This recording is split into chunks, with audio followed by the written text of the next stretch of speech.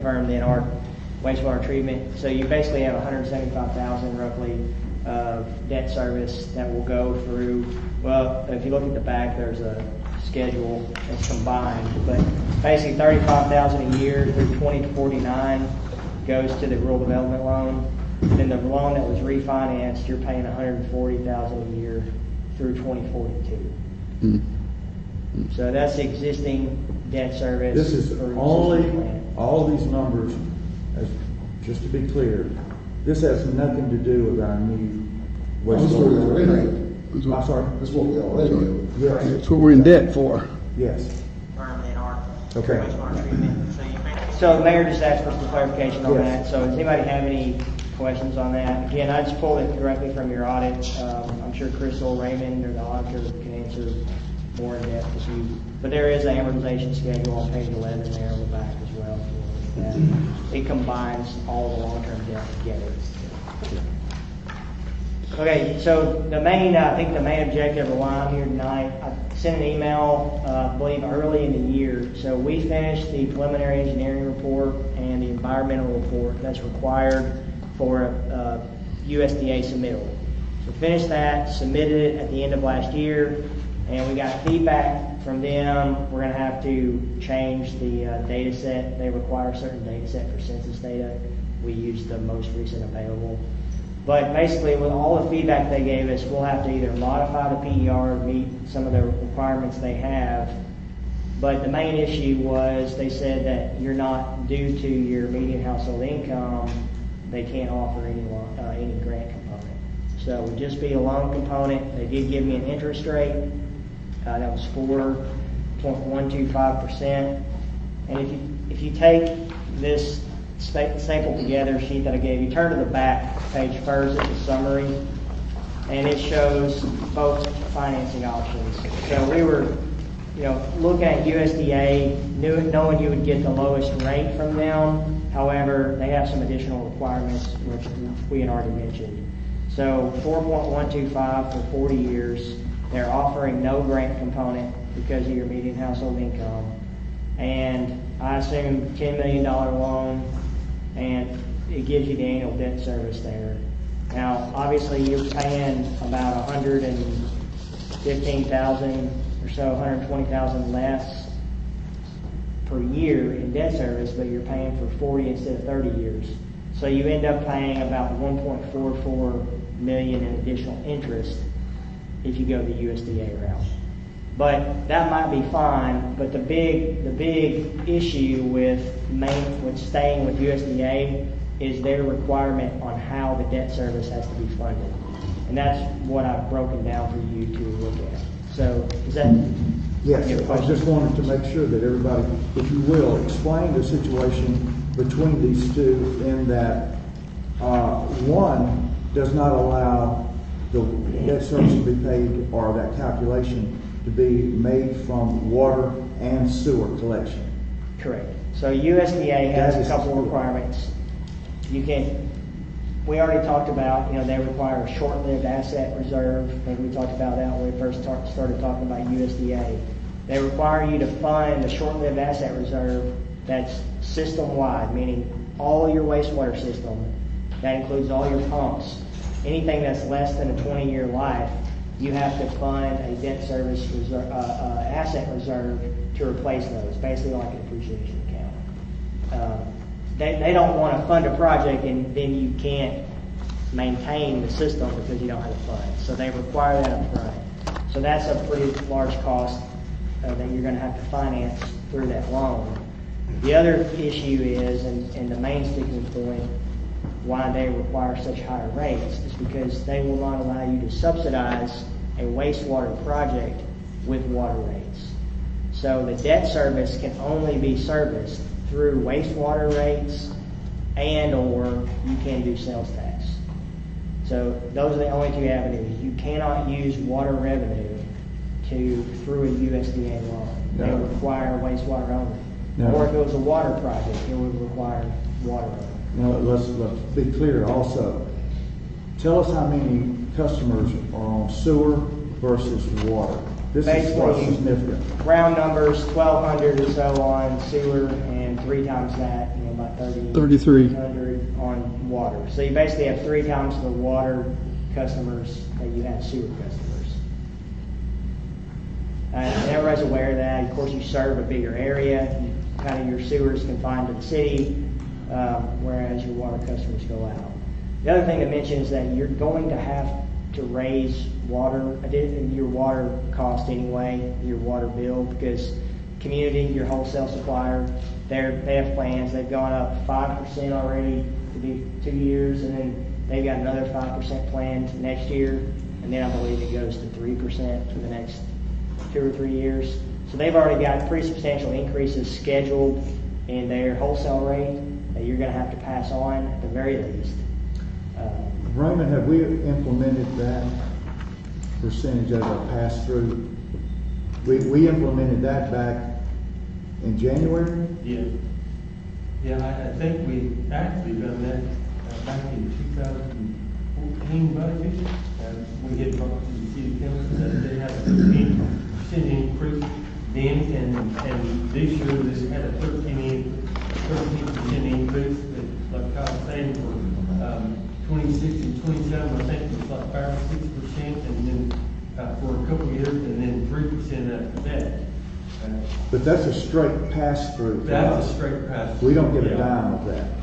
It is. I guess my question, just because there's a lot of things being talked about here that are kind of almost single-shrouded.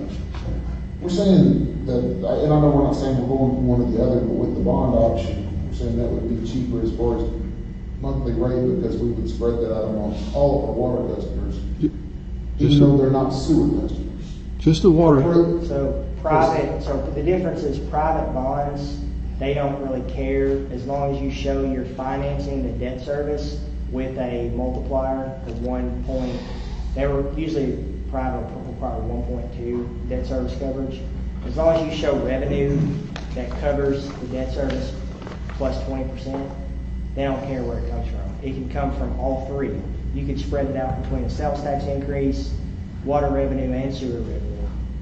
So that's the advantage, is that it lets you spread the cost out over more customers. However, you are subsidizing wastewater with water, which you're doing that now. So No, I get that, and that's, as a city water and sewer customer that gets to vote on this, I appreciate that. But if I was somebody in the county that was just tapped into water, I would be really upset if my water bill almost doubled because somebody that had sewer in the city well, and that's the needed help paying advantage. for their It sewer won't bill, be but I that don't even big. get that service. Right, it won't be that big of an increase. So, and that- I'm using and that's why we this might from the wanna double, look. but So the rates they're all here. So the first sheet is debt service coverage ratios. This is, the important there is the DSCR. It shows you the debt service coverage. That's taking all the new debt service plus your existing, and it's also factoring in the Act 605 requirement, the 5% reserve account that you've got to fund. That's 5% of gross revenue. When you factor all that in, you can see existing no improvements up top. You're already in 2025 negative, and it continues to get worse once you start adding the debt service for the new project. Whereas rate 2 there, force main bond, that's private bond. You can see that we would have a factored in rate increase to get you to a 1.2 debt service coverage. And then same way below for USDA, force main USDA rate 1, you get to a 1.2. And then, so that's showing you the breakdown, the debt service coverage, no sales tax, with sales tax. Then the next sheet is water rates, proposed rates, and these would be the same regardless of sales tax. I would assume that if you decided to use a sales tax component to fund part of this project, you would not affect the water rate. You wouldn't change the water rate. You're going to increase the water rate the same regardless of sales tax or no sales tax. So that shows you the difference there. However, if you look at water rates, proposed option 1, USDA, based on 4,000 gallons, you'd have basically in 26 a $50 water bill on 4,000 gallons. And on the bond option, we had raised it to 78. So you had a $28 increase on water because that $28 is subsidizing the wastewater. But that's for project. everyone in the water district, and that's my point. I'm one vote, and I've been voted out on this issue already on a pretty big issue. But looking at 2027 on those, with the USDA where that rate, water rate, the sewer rates, are the bulk of that for the in-city that Yeah. actually have sewer. Now granted, that's gonna kick sewer up, and I saw on the back page significantly. But it keeps water rates at 51.52 by 2027. Whereas option 2, where we use water to subsidize it, it kicks rates up to 80.63. Not quite double, but I wasn't being super facetious, it jumped from 47 to 80 Yeah, for all customers. and the Instead reason I of 47 presented to this 51. is that if you look on the sewer, that inside city, the USDA option would be $168. Oh, yeah, So with the water option funding $28 of that and spread out over more customers, if you went private placement, you could reduce that to $96 and still made all the same debt service coverage ratio. So it reduces your sewer bill by $72, but you are funding $28 of it from the water customer. from people that aren't getting that service. Well, again, I'm not trying you to are be a jerk, gonna have- but that's what yeah. it is. You know, I agree with you, Zach, but at the same time, in the big picture, we got what they're saying, the median income in Mayflower is pretty steep because we've got some, decent subdivisions over here, but we've got a large group of people who don't even come close to that. But there's some powers that be in the state and the federal level who decided this is what we're gonna make their water bill be, and you know what? They're gonna get it. And that we can do all the griping, and I agree with you, but we can do all the complaining we wanna do, but they've decided what it's gonna be, and I found that out when I went to that meeting, and I could have fell out on the floor. They said the median income is this, and we want your water bill to be 1%, and they've got it all figured out to the penny of what they want your water bill to be, or your utility, your water and sewer. It's disheartening, but we don't have a choice. And what we've got to remember, even though that we're above the median, as far as the average income, this is only one piece of the pie. This is the new system. Remember what Kyle started off with. We still have a $2 million debt service. We've got to It's pay been it off. doing this though, right? Isn't it? No. Yeah, it's already funded by your current rate. Of course, you're also living off depreciation somewhat, right? You're living on that depreciation that should be saved to replace assets in the future is being spent on operating costs basically now. So that needs to be adjusted. But yeah, you're fully covering your payments. You're not defaulting on any bond payments, right? So it's covered by your current rate, but it's being subsidized by depreciation. And but it doesn't account for any sewerage pump station improvements that we know are going to have to come at some point. And I think Brandon's talked with you at length about, especially the above ground stations that are 40 years old. They're on borrowed time. We've patched this thing up many times and put a debt service on that what did you say, was 2049 or 2040 something? 2049 is, the net. And we don't even have that paid off. We got problems, we gotta start all over. I'd rather give it to. If we were looking at this as far as buying an automobile, you've got an automobile that you haven't got paid off, but you want to buy another one. So they're going to take what is owed on that delta that's owed on the car you want to trade in. They're going to add it to the car that you're wanting. We always say that's an upside down situation. That basically is the way that I see this. Yep. Well, I agree with that. I don't think that's the right level of oversight on this. If I was saying that I was overdrawing upside down on my vehicle and you were beside me buying a vehicle, and you weren't even gonna benefit from my new vehicle because you're not gonna get to drive my new vehicle. But I'm gonna send part of my upside downness and part of my new payment over to your new payment. I understand. But here, But you're not even gonna get to drive. You're not gonna get to use that, but you're gonna pay for it.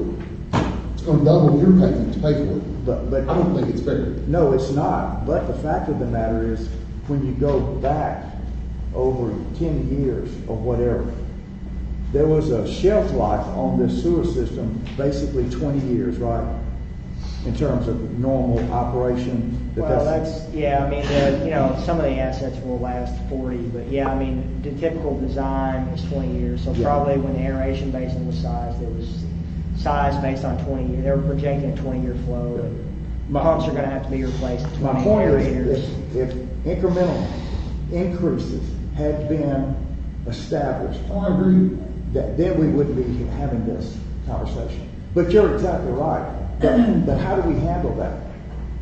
Do we go with the lowest rate possible for everybody? Or do we go to only funding this from from a sewer perspective? Well, the point is, your water rate's going to have to go up. It'll go up less. It needs to go up regardless because you got to pass on at least the wholesale costs, and you probably have other needs that you need to address. Part of that depreciation that you are spending on operating costs is probably going to water. So part of that would need to be increased the water rate. However, it wouldn't go up as much. That's why two options are presented. I guess the question is, do you want to stay with USDA given the requirements they presented? No grant funding, 4.125%. Of course, that rate could change before we lock it in, but once it's locked in, 4.125 is what it is now. That's over 40 years. So USDA will do it over 40 years. But you have to do a short-lived asset reserve, and you have to do you have to fund the debt service only from wastewater, unless you put a sales tax component. Kyle, you've been dealing with this for several years, and you represent other cities, other municipalities that you say that are in worse shape than we are, in some cases. What would you, knowing all about this, what would you recommend to the city of Mayflower, to what option just selected? I would say you need to raise both. It would be up to y'all to decide how much of the percentage, if any, of that wastewater you want to subsidize with water. So it's not uncommon for that to be done. One, your water bill is what bills all of it, right? You don't have a wastewater bill. You're billed on water usage. So whatever you use, you're billed on by the sewer rate on water usage. So most cities subsidize water, use water revenue to subsidize wastewater. It's not uncommon. It shouldn't be done that way, but maybe if y'all had addressed this, to your point, if this had been addressed further back and equally distribute the load, you wouldn't have such an offset now. But a lot of this difference is made up because you have already been subsidizing wastewater. It's been too low for so many years. Now, in order to correct that, it's going to require funding the new debt service, the correction for the past low rates that have been the past 10, 15 years. And so it goes to a drastic increase to, at 4,000 gallons, you're looking at, if you go the USDA option. What would normally now be, that number, that figure's not on here, but based on the 2024 rates, 48.56. If I count the fixed ones and the variable 4 times, Yeah. would be 48.56. Would jump up to 178.23 by 27. Are those rates already in place for the 2025? No. That's proposed. That 2025, that's the proposed rate required to fund the new debt service for the $10 million. I just said because it's already 2025. That's why I asked, because I don't think my water bill's that high. That's 4 times as high here. Yeah, it's just showing if you do the project basically this year. It's just round numbers, 2025.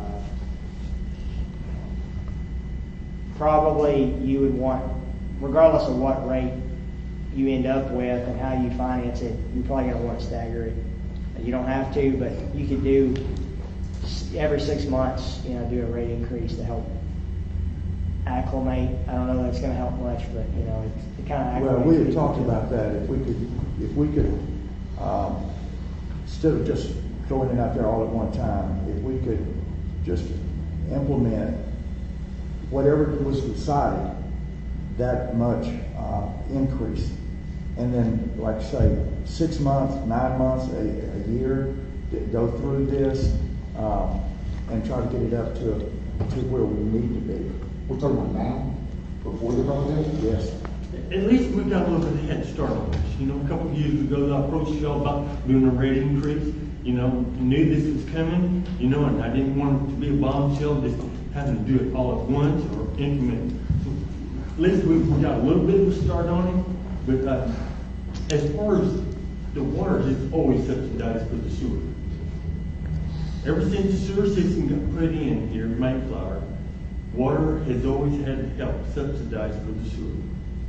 It's been ongoing, and it will continue to ongoing. And I think Now, unless we that's- go through a different route of loan.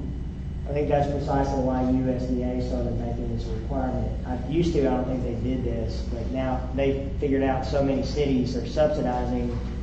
They're not, and they, you know, of course, they don't get separate audits, you know, you just, your combined audit. And so because of that, they started making it be segregated. So we had to segregate in the preliminary engineering report, we had to segregate all the operating costs. So Raymond's going to help me with that. And we had to come up with, you know, percentage to allocate on every line item on operating cost, where, how much of that is water, how much is sewer. We had to do that ourselves because you don't have separate audits. But USDA started requiring that precisely because almost every city historically has been subsidizing wastewater. And because of that, we said we're going to put a stop to that and make them fund it with that rate. And so that's, How much, if we backed off subsidizing salaries through the water department and took them out of the appropriate places,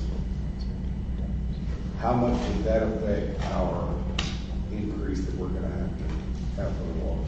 Because I agree with Zach. You know, when you turn over and have everybody across the water system, what about the salaries? You have four salaries that are not related to the water department coming out of the water. Okay. How much is that? It's about $300,000 a year. I can't remember the number, but I do have a comment.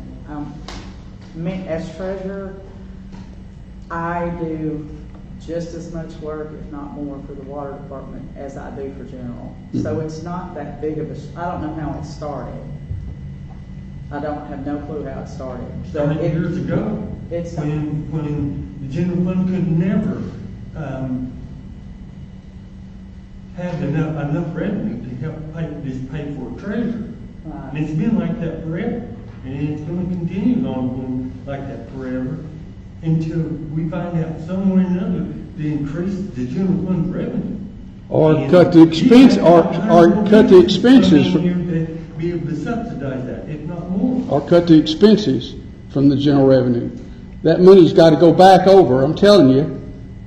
I'm no accountant, but that money's got to go back into the general fund. Those charges for that labor, and this is not that those salaries, a proportion of those salaries, have to be attributed to each of those accounts.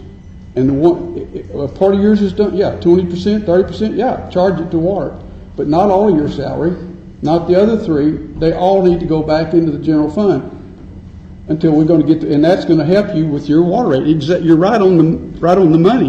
Yeah, but- And I saw it, I picked it up, and this is the first time I've ever looked at it. Well, I agree with Zach, you know, in a way, I agree with Zach about dividing it to people who don't even have anything to do with water. But if you really look at it, we're double dipping, double dipping in the water department, and the water department really stands only on 2 feet, and we need to shrink the size of the city to match so that it can stand on its own 2 feet.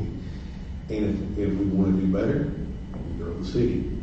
And that's, that's the only thing I know. I mean, that's hard to say, it's true. That's another math problem that's gonna have to be resolved, but it's going to resolve a portion of that, $20, $15, $30, so that's gonna be absorbed by doing just exactly that thing. So it's gonna be up to us now to figure out how we're gonna do it. I hear troubling things, and this is not a shot at Raymond. We approved the budget. But we talk about increasing the water rates now, but on the front end, we start building a surplus toward this. And I'm not saying water rates don't need to be increased. We're just gonna spend it. We're not gonna save that money back. We're gonna need new trucks, we're gonna need new, everything, it's gonna get spent, it's not gonna be there. Right now, we're operating on 3.1 months reserve, I think, out of water. And this isn't, all the salaries come out of it, don't get me wrong. I guarantee you, if our revenue was down where it was 4 years ago, we were at the same place.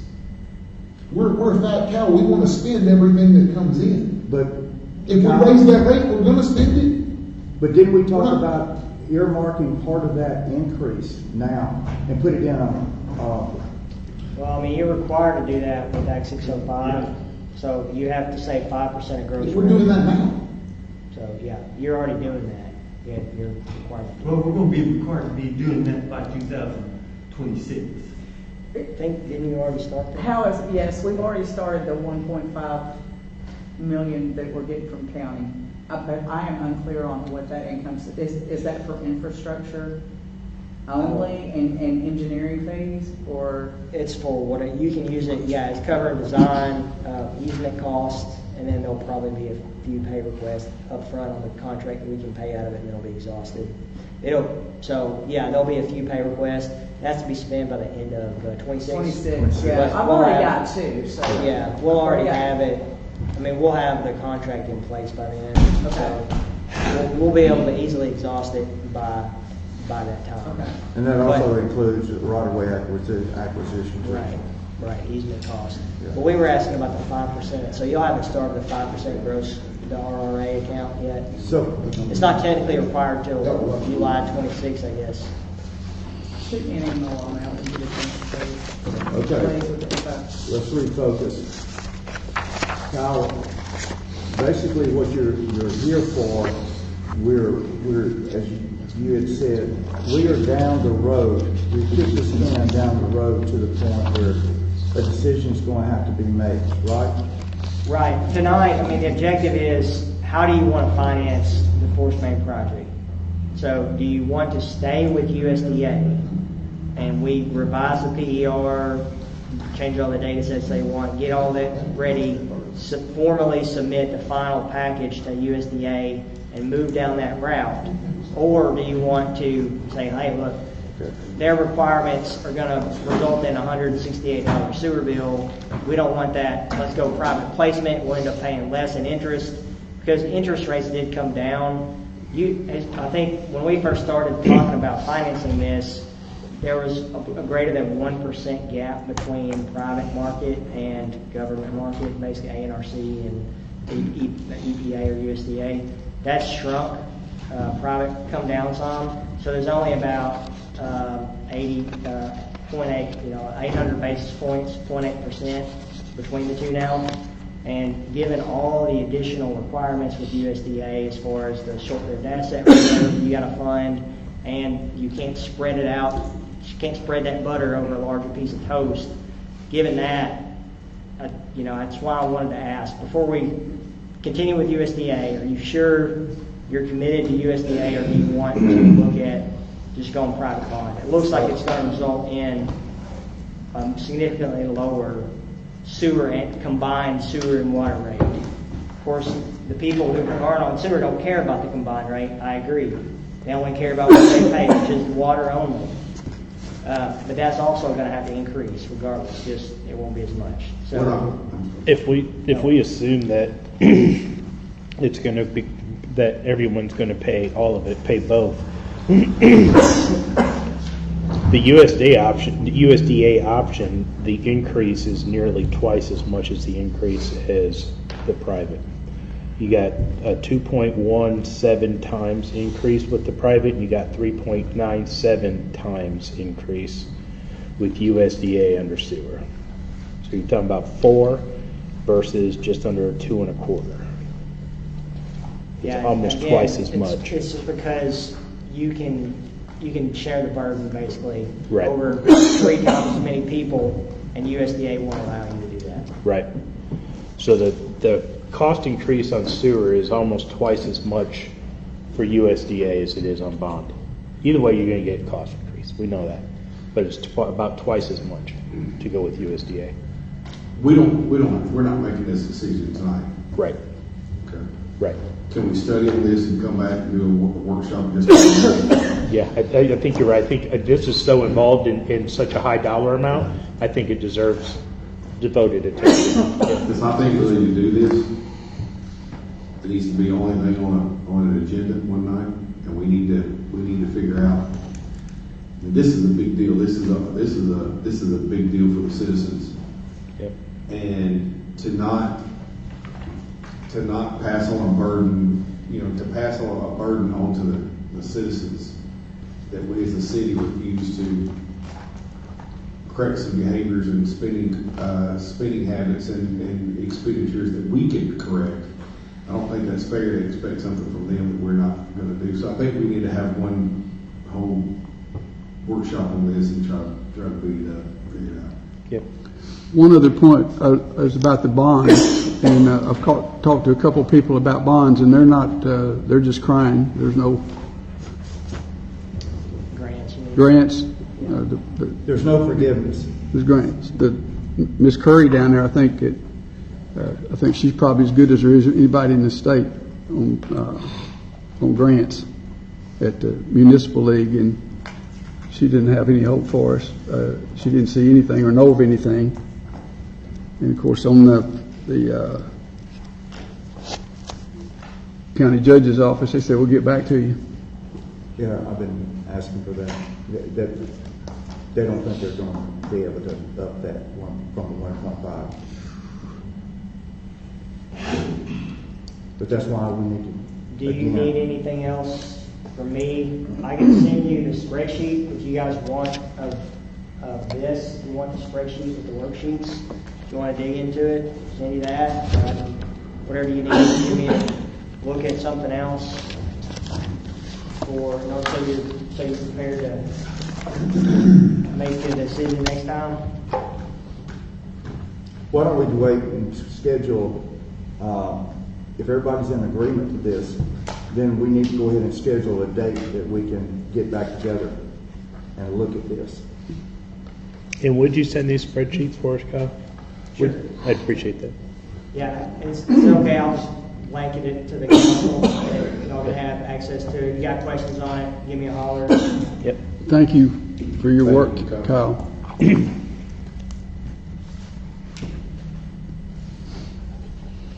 So do I have a proposed date to set up for this particular subject?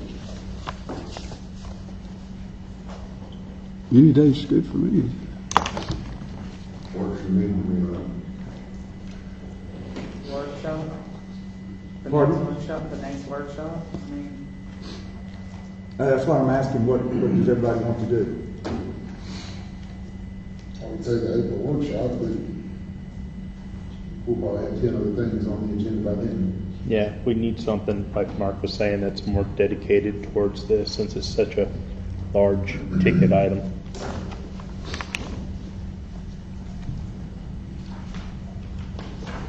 So again, Let's just dedicate April's workshop to it. Maybe nothing will come on between now and then. the next workshop? Okay, is everybody in agreement with that? Wait till later. Everybody in agreement with that? I don't know what date that is. but That's going to April be, workshop. our next workshop will be April the 10th. Yep. So that, Barbara, would you just dedicate that one to the wastewater? Okay? Kyle, thank you so much. Yes, sir. I mean, we're moving on design, so, I mean, this isn't really, say, it's not holding anything up, so don't worry about that. We're moving on design. We've got the, Gorman Rupp involved, and I believe we can, I think I've told a few of you, we will be able to eliminate the second station, so that's gonna save some money. We'll have to increase probably the pressure rating of the pipe to do that, but it will more than offset the cost of developing a road and feed three-phase power to the second station that's going to be required.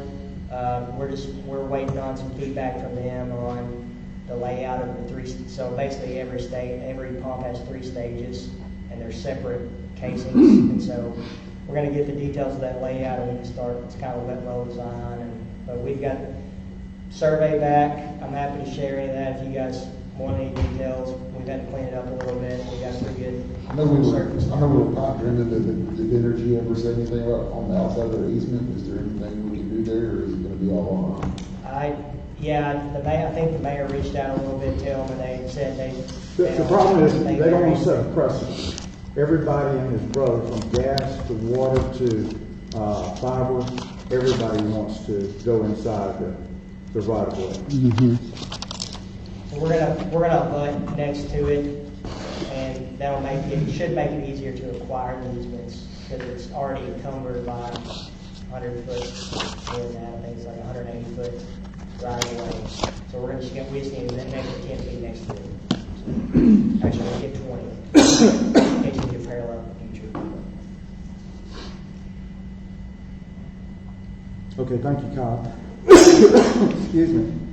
Next is Mayflower Community Center, the policy for use and receipt. What we're talking about there, the policy, I've talked to Chris about, he has got this worked out where when he goes live with it online, that people can actually see it. Correct me if I'm wrong, Chris. Can see the calendar, can see what is available, just like if you were booking some kind of cabin or whatever at a state park or whatever. But nevertheless, from that standpoint, what's holding us up, Chris needs a fee schedule. What does the council want to set in stone in terms of per day to rent the facility? Also, in terms of a cleaning fee, will a cleaning fee be in addition to that fee, daily rental fee, and also from the standpoint of the return policy on that.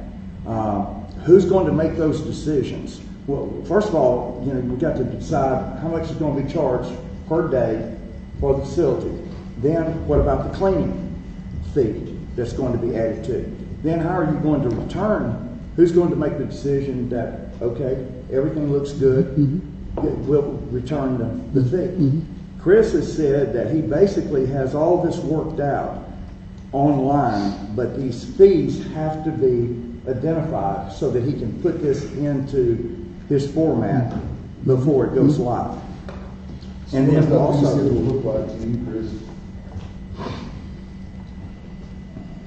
So, I think our best comparisons would be like Conway and Greenbrier, some of our neighboring cities, and it really kind of depends on what we're going to allow to use. Are we just going to open the kitchen and have the whole facility available? Or are we just talking about the assembly area?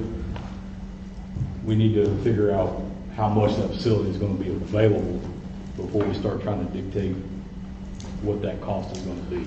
Currently, we're renting it for $200 a day. $200 per day. $200 per day is what we've been getting right so far. And $50 for a cleanup fee, refundable. Refundable cleanup fee. Those are pretty well in line. Again, I don't want to put numbers out there because this is new for us. We've got a smaller facility than some of these other cities have. But if we're going to do something, Basically, are we gonna do an all-day rental where you come in and you pay $200, you get it all day, whether you use it 6 hours or 8 hours or whatever the case may be? Or are we gonna allow multiple reservations in the same day? If we allow multiple reservations, who is ultimately gonna be the one going in after that 2-hour block to make sure that facility is reset, deposit doesn't be charged? Because we don't wanna come in at the end of the day trying to figure out who broke what, who did what. Do we have the staff available to maintain that facility?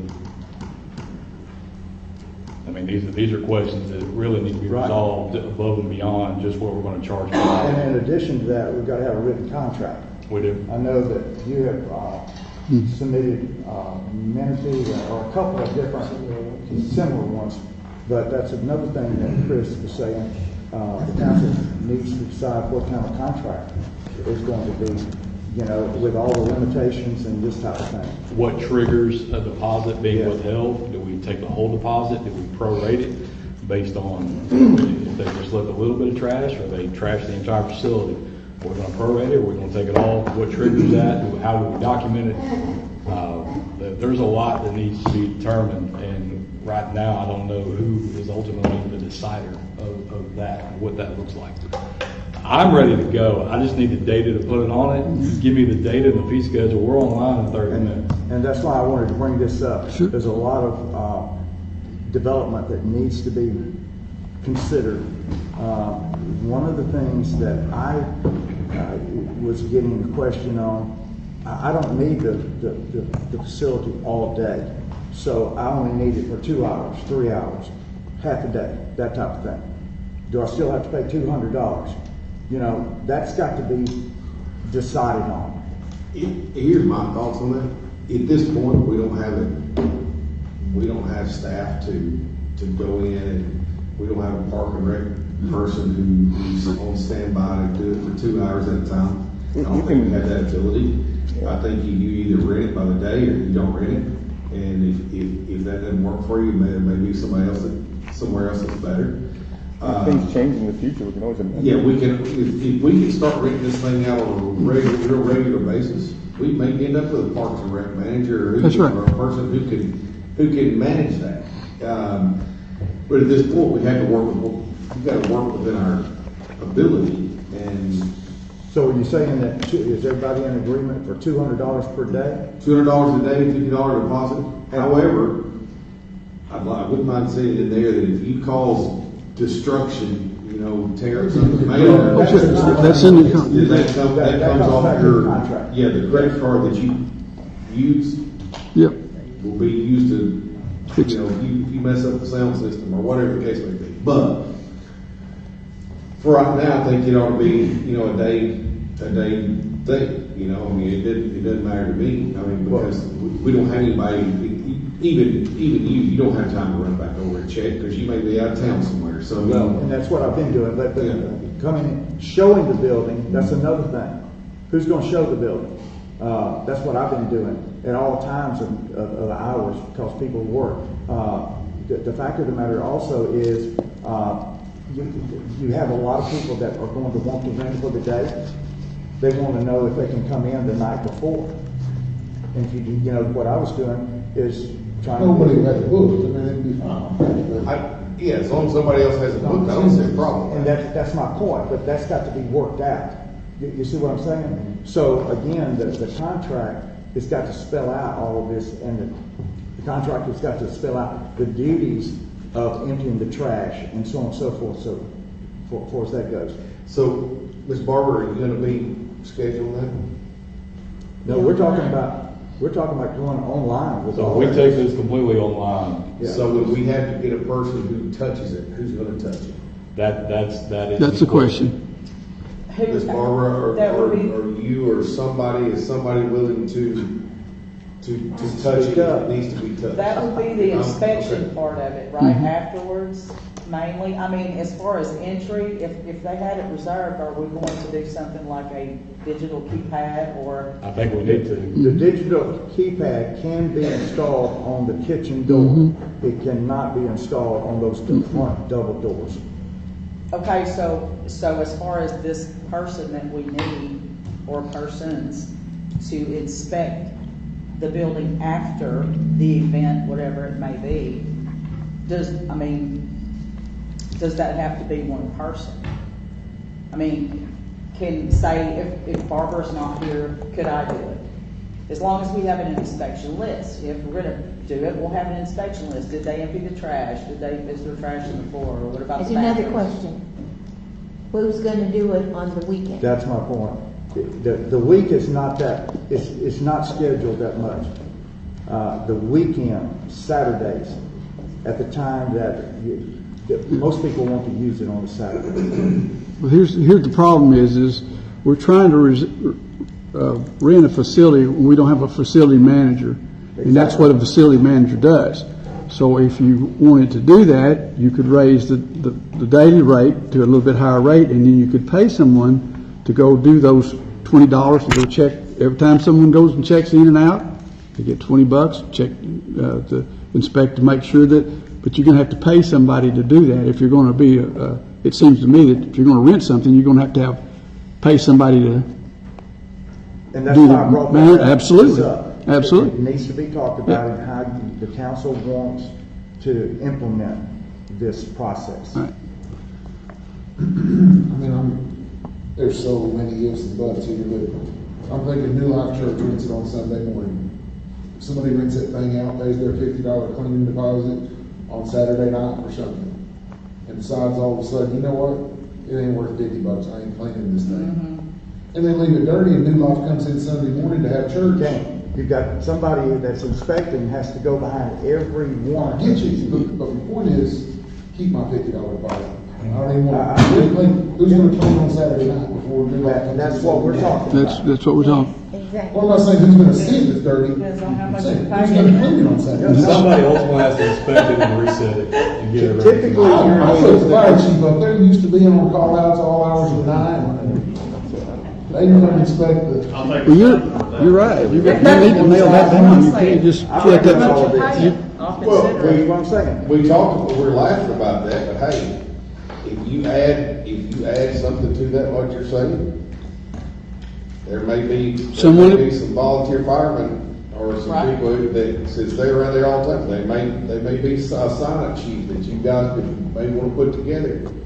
If you gotta clean it, you gotta clean it, but you get that cleaning fee, you know, I mean, that's I say we Or raise you the get the cleaning fee. 100. Set that cleaning fee up, let's talk.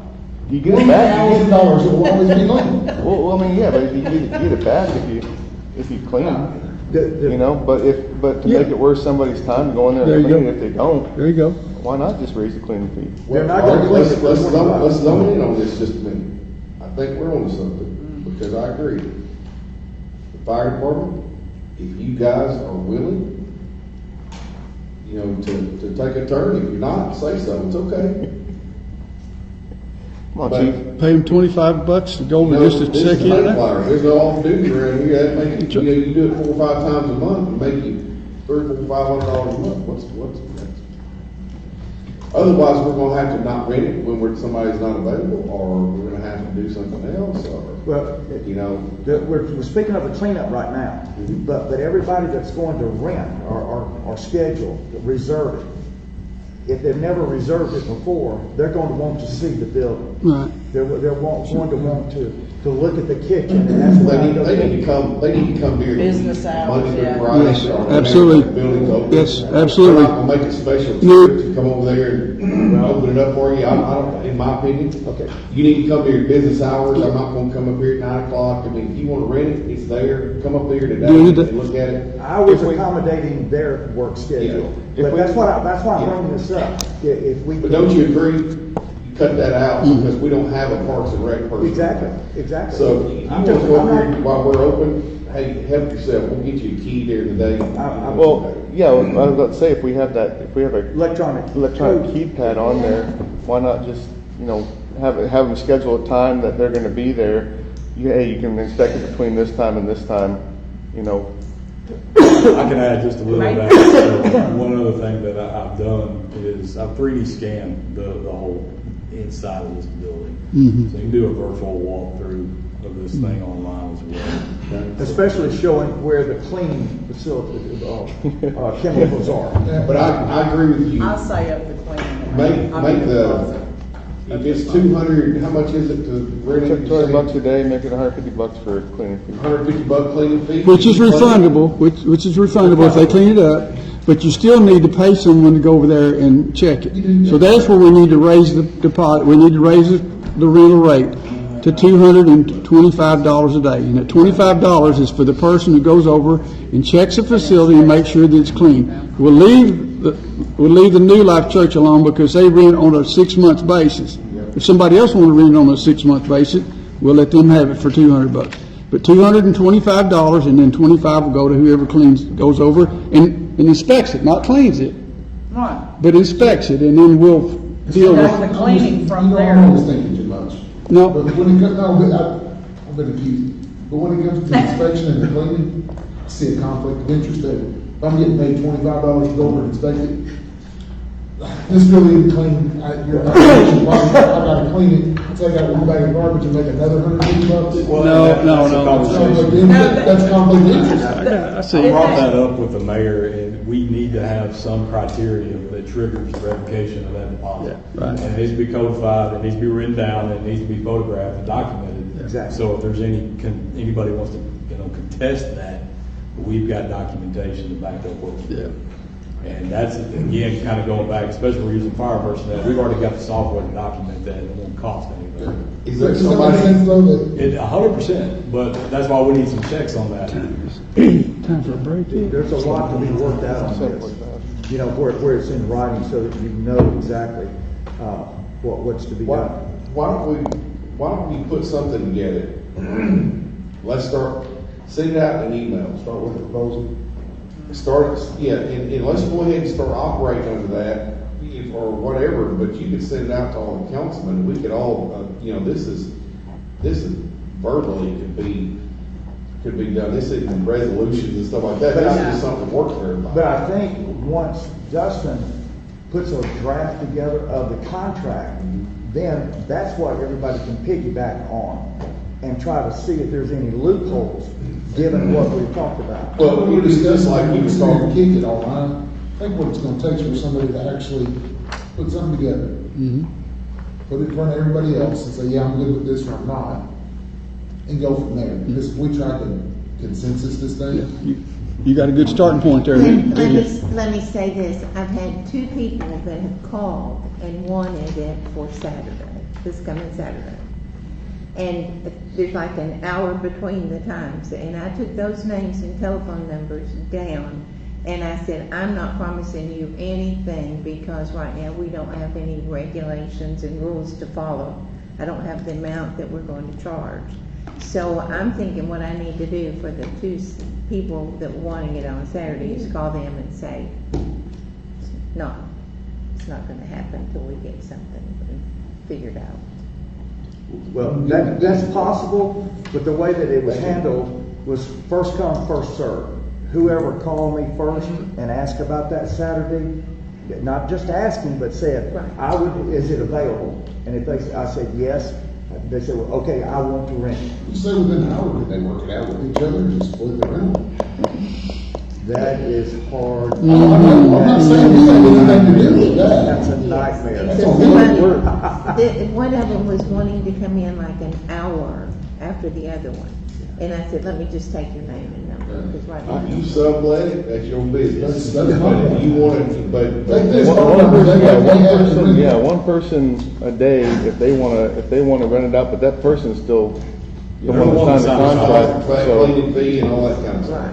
Right. Chief, That's up to them as far as I'm concerned. just print it out, just print it up, send us it, and everybody will check off on on this it. agenda right here, and So again, what's the consensus? Why don't you put something together and send it out to everybody? And we can communicate back before the email be done, is that okay? I'll work up a The draft other contract, deposit. The other thing is, Get with me, we'll find a time to workshop. Sure. do we need to cancel the Saturday? I would agree, because there's no rules in place. Yeah. That's what I I don't- told yeah. him, and I told him I didn't promise him anything, so. That'd be the easiest thing to do. What I see is having is one sheet that's of rules, that could be changed month to month if we need to. And then the second document is your contract, and the contract promises that they've received the rules and they will abide by it. this amount, so. You know, my We'll suggestion find was, an afternoon during the daytime and work on it. Okay. my suggestion was turn it over to the senior citizens, let them do the renting except for the church and give us half of what they collect. Do we have any sort of? They do it too. They do it too. They do that too. No. Half and half, and we don't have to do They anything. do it, they do it. Not a problem, whatever, that's fine with me. Just something to think While about. I am up here, we did skip over the very first item. We didn't get to it, and that's something Chief Oliver had to address. The fire hydrants? Yes, sir. Mhm. Yeah, just make sure we can circle back to that now or whenever you're comfortable with it. Chief, how long would it take you for the fire hydrants? I'll see on them fire. I mean, not really a whole lot to it. I mean, we need to, we need to, Thanks, Chris. we need to do some fire hydrant testing. We'd like to pay a third-party company to come in. They're gonna charge $35 a hydrant. That's for them to go out, flow test them, service them, maintenance them, let us know which ones do not work. But Do we have we have a any, little over 200 in the district. do we have any kind of idea as to how many don't work now? I guess my question, I can think of, I know there's a couple. 3 or 4 off the top of my head. And I know I've talked to Raymond before. Some of them are just hard to get parts for. I know Raymond's tried, but They're just old. Manpower. manpower and parts, I mean. I feel like I'm pouring on. The only, the real problem is that I'm the only one who knows how to work on it. Yep. And that's why I say, I feel like I'm pouring on Randy tonight. I'm just trying to get my grounding about this whole situation with the fire hydrants. Do the fire hydrants belong to the fire department to pay to get tested, or is that part of the water anyway? It's Part of the water, infrastructure, I mean, that cost to test would be on water? I don't know, I'm asking. it belongs to the water. Okay. You know, those fire hydrants were put in for not fire protection, but for flushing the water. Yes, it's a Basically all it was, you it's a know. high flow valve. The in system water was designed for firefighting, you know. It's a long ways from being that. But, and I guess that's why it's my question, is this 7,000 for inspection? Are we expecting that from fire, or does that come from water? Well, they're willing to have them tested. They need a price already, you know, so. Well, and again, why I'm asking the question. It doesn't help me, you know. I was supposed to, can your guys test them for less than 7,000? Do what?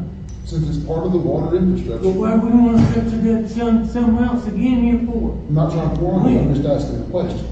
Let me interject. That's my point. From when I was a fireman way back then, the fire department tested fire hydrants. It belonged to the city, to the water department, but the fire department tested fire hydrants because they made sure that they worked, they made sure that they were greased and all that kind of stuff. So who I would pays? normally expect the fire department, even though it's volunteer, to take some of these and do them yourself. However, I don't know if you heard, 200, but we've got fire after fire after fire that these guys are fighting with. I feel like they're stretched.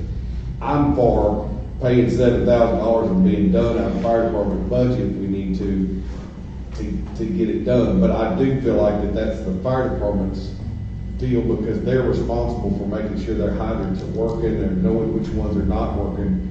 They're, I agree with you on that. Who pays for if there is a broken fire hydrant? Who pays to fix and replace it? We buy the parts and repair. Okay. See, and this it's is the why- same thing as, but like in the military, you know, one department may be No, I supplying air packs. understand. I'm not. I just want to know. But you want to go make sure your own air packs are good. Yeah. You know, you don't want that somebody's hand. I'm with that, as far as I wasn't trying to pour, I said I wasn't trying to pour, I'm just asking questions. Well- But if the fire department is responsible for the hydrants that supply the water to fight the fires, are they also responsible to fix the streets that carry them to the fires? Are they responsible for, just answer the I just question. want to get. I just want to get through this. Whoever needs I don't want to be here till $7,000, midnight. I really don't. I just want to get through this. I do too. We're on item 1 right So, now. Ken, are you gonna repair the street? It sounds like a dumb question. No, We're no, I talking about understand. infrastructure and who's responsible. It's a legitimate question. going down a rabbit hole right now. I get it, I know where You have the money to do this? Can we, let's just keep moving forward. Do we have a motion to move Let's on? table it. Move, I make a motion to move on. I'm not sitting where. All right. To be determined, Tom. Your turn. Okay, Stir the pot. You stir the pot. Make sense. Get right to it. Move on. $7,000, fix the hydrants, that's desperate. Okay. Let's do it. We've got an issue with Polarum Park as far as formally canceling that contract. We've had difficulties with them from day one. I've talked to Dustin about this. We've got some estimates from Jimmy's crews that have to go down, empty the trash, mowing and so on and so forth. We get no benefit whatsoever. Our hands are tied in terms of Army Corps of Engineers letting us do anything. It takes months to submit a contract, and so I talked to Jimmy and I talked to Dustin. We feel like the best thing to do is just cancel the contract. And so with that, Dustin, if you will, just give us an overview. 2021 with Mr. Holland, we entered a 10-year contract with the little park at Polarum Park.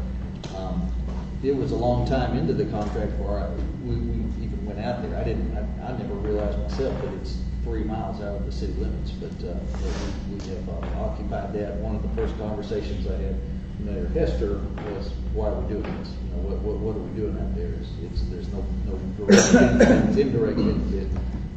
But as we stand, we're on like year 3 of a 10-year agreement on it. We can notify them that we want to release it. We have to give them a year notice. Now, whether they'll hold us to that or not depends on whether another group is willing to take it over. And we have heard rumblings that there might be some interested people. We're not allowed to sublease it, but we can get them in touch with the people at the Army Corps. But yeah, I'm gonna get on the bandwagon with Mr. Kyle here. I think we know it needs to be canceled. It's a pain in the rear, not cooperating. Let's just get it done, get it over with. Let's move on to the next one. everybody's in favor of someone else handling it, but we will, I guess we will just start the process of letting them know that that's going to be official, and we'll put that as a resolution at the council meeting. It has to be agreed upon by the council. Does everybody agree? We need to give them a resolution. at the- Have a resolution at the regular at the- council at the meeting. regular- Do we have we skipped over one, the Mayflower Community Center receipts and rent. Did anything new we talked about the receipts? No, that's what we were talking about as far as paying online Okay, and being able to okay. get the refunds, and they would be able to print out the receipt. That there would be nothing now. One of the things that there was some talk about that. Let's say that they don't have a credit card. We don't need to keep talking about it. We can seriously move on. We can seriously move on right now. But that would be handled by. We'll talk about it. All right, on the parking lot, the removal of the gravel, we're getting more legal opinions of that. What I'd like to do is, if we could, as a council, hold off on saying, let's go ahead and get the gravel out, and then until the end of the month, and we'll have another legal opinion on that, so that I can bring to the council. I'd like to table that until then, if that would be satisfactory. My opinion on that, we got 2 subdivisions that need to be done. Or we got subdivisions, we got West Main, we've got all that stuff that needs to be done. And we've taken out a bunch of money out of the street fund. We can go get all the opinions we can get. And if we were gonna have an opinion, this is not against you, but I mean, if it were a negative opinion, we wouldn't even be talking about this, and it's just opinions. But I believe as the council, and y'all correct me if you're feeling I'm wrong, we approve this for streets and drainage and all that other stuff, and we're using it for parking lot. If it wasn't approved, I feel like it needs to come out. So in my opinion, take it out, put the topsoil back in there, let's hold the stockpile and the gravel in the shell for the street. We come back, we get the budget right, we want to put it in, let's go back the correct way, and let's put it back in. In my opinion, it don't matter if me or 16 people have an opinion. There was a rule, it was going against, and I just feel like we just need to go through and do the right thing by the citizens. Okay. And let's be done. So, do we need? Well, the questions I've answered about that is that I'm fine with doing anything as long as it's put in a resolution that you all vote for. The only problem I have. We need to have a resolution to make it. Well, that's the whole point, is that if the mayor took whatever unilateral action, but that obviously has set in motion all sorts of different issues. So to undo that, I would like to see just a resolution to do that. That was. We resolved it against the council meeting, the 25th, and I can put that on my go list. from there. But it's wet anyway. You don't have a mess if you try to get your gravel out right now. But- May I ask a question? Is the majority of this because it was paid out of 1%? I mean, I understand that it wasn't authorized. I get It's that. one of, in my opinion, it's one of the things, yes. Is the It's council? one of the major things. Okay. Is the council, we're responsible for the budget. Crystal, we could start today and end up in the morning about how wrong this was. I It's all understand. wrong, it's all wrong, but we get to this stage like the other night, somebody said something about $125 or whatever for the sign. And somebody stood up and said, $100, I'll pay for that. That's the principle of it, and there's a whole bunch of factors to it that we've got to get right. I understand. Okay, we're just now seeing some of this, that you're fixing to see a whole lot more of it, that the spending that the city and city employees are doing. We've got to get the sewer stuff and all this stuff right, and we're still paying salaries out of departments that should be paid. I'm not going down that road again tonight, but why don't we just hold to what's right and let the city council make their decisions? Because this is the only way that we're gonna make this right. And I understand what you're saying, but I hadn't said it yet. go ahead.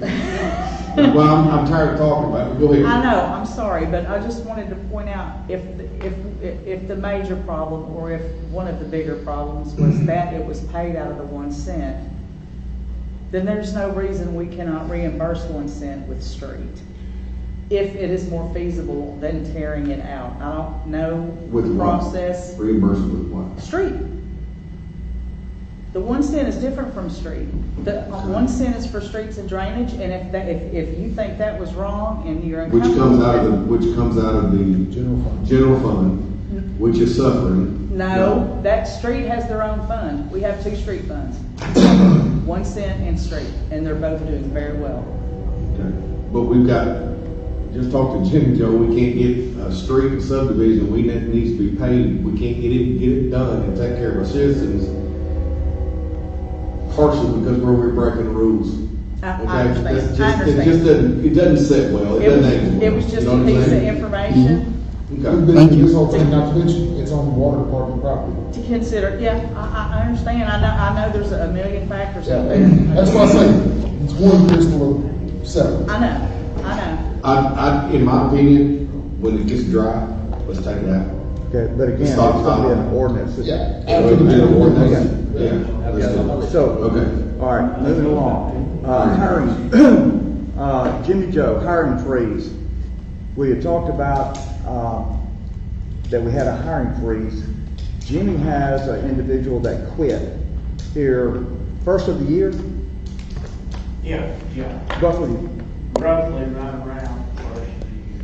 right. And what Jimmy is wanting to do is replace that individual. And so, again, we've gained some money of the time that he wasn't here, of the person that quit. But Jimmy has found someone that he's interested in replacing that guy. And So- I'm short-handed. I'm down one guy that I should have had already. So the question is, So this won't have any impact on your budget that we've No, approved it's already. It's already been approved. It's already in the been budget. approved, so. Replacing workers, yeah. and that's what Yeah. why we're bringing it to you guys, just to show you that it wouldn't have a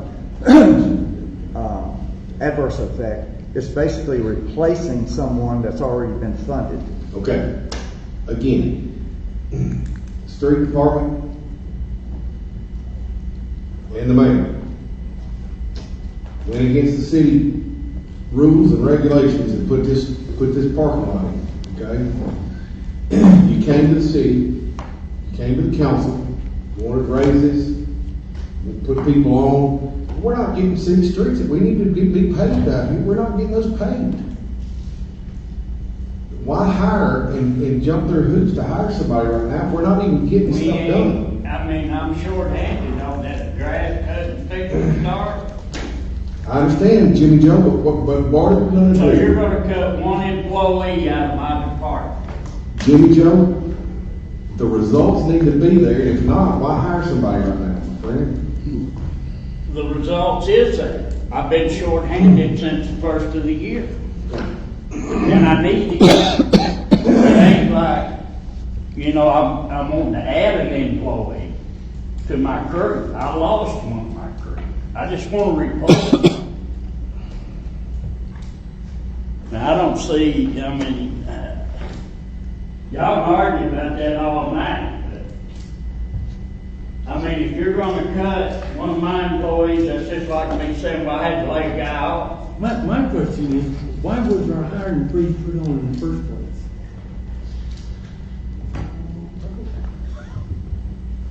Who put the hiring freeze on? We did. It was a situation that, You did or we did? 'Cause I there don't was remember. it was between Dustin, police chief, myself, that we needed to just stop hiring anybody right now. Okay, because when I saw this on this agenda, I don't remember doing hiring for a hiring freeze. So we come to us wanting to unfreeze it. I could be We wrong. need to freeze it, I know. No, it's not unfreezing, because based on what Dustin has told me, I can go ahead and unfreeze it. What we're doing is bringing it to the council to say, hey, is this okay with you guys? This is what we're wanting to do. Is this okay with you? Jimmy's got an individual, he's not adding anybody else, he's replacing someone.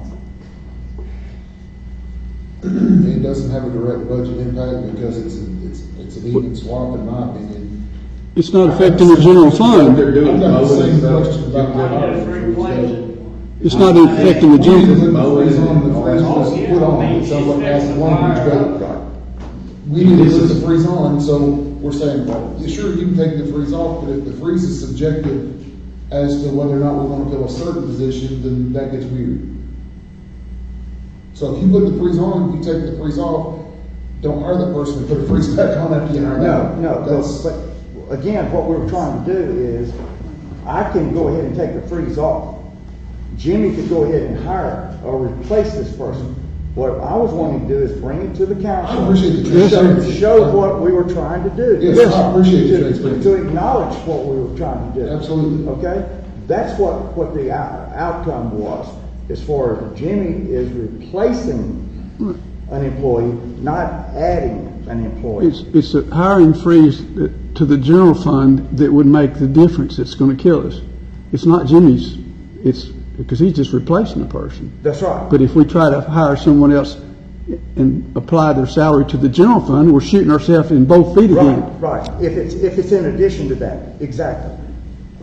Okay, sounds good. Okay. All right, next, complete amendments, corrections to ordinance 2025-04.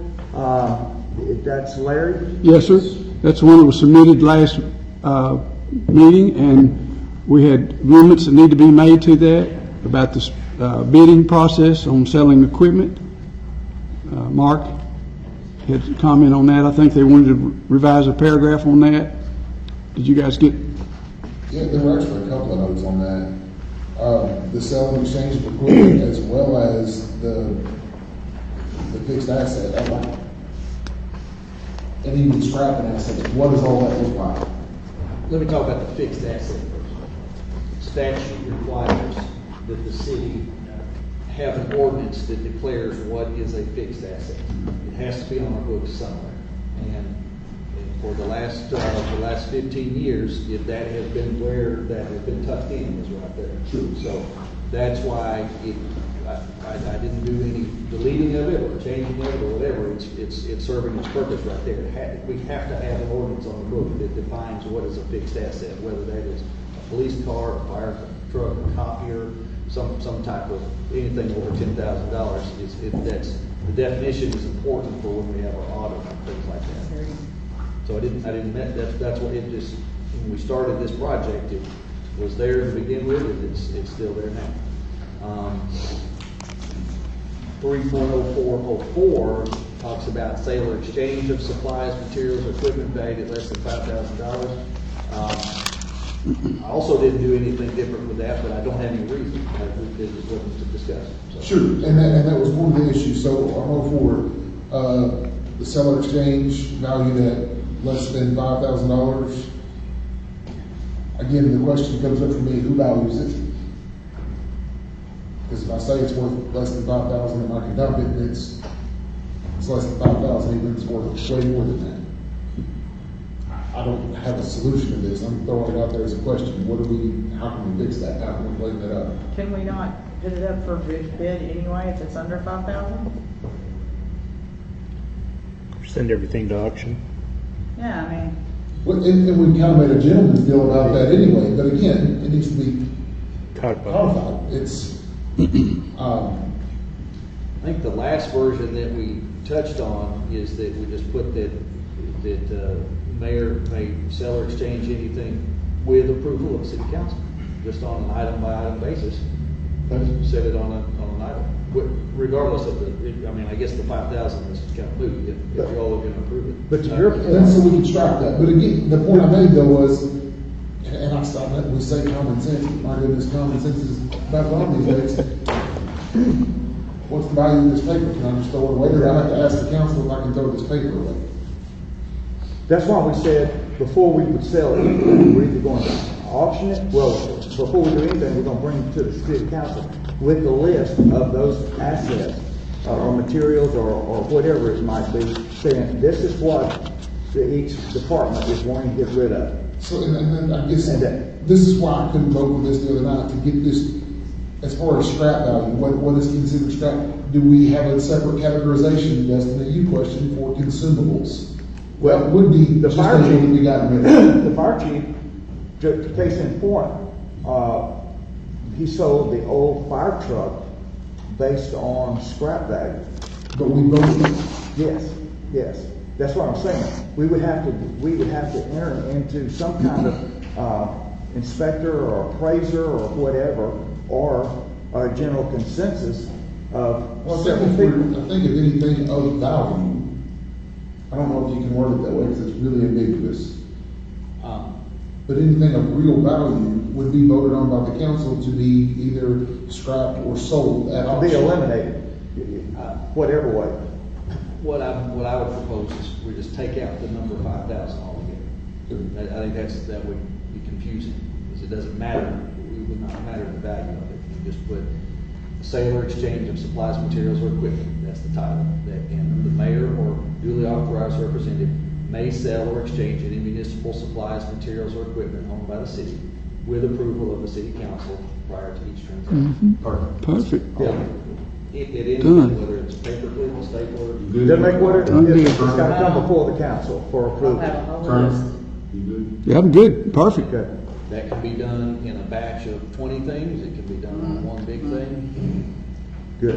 Seems like everyone's agreeing, so I've made that change. I have not made any changes to the fixed asset, I would recommend to leave that alone. And I guess when I was thinking of fixed assets, I was just thinking about scrap. What actually is considered a consumable that can be.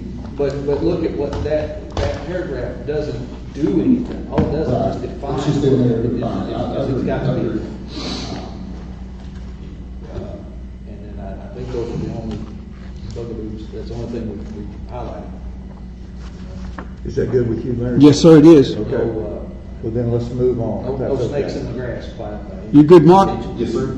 All right, moving on then, number 9, review document requested and submitted in resolution 2025-06, computer and tech service fees. Okay. This is the item that I found when I was first started looking through this, that we spent $80,000 on computer-related equipment and maintenance, computer software maintenance and software during the last year.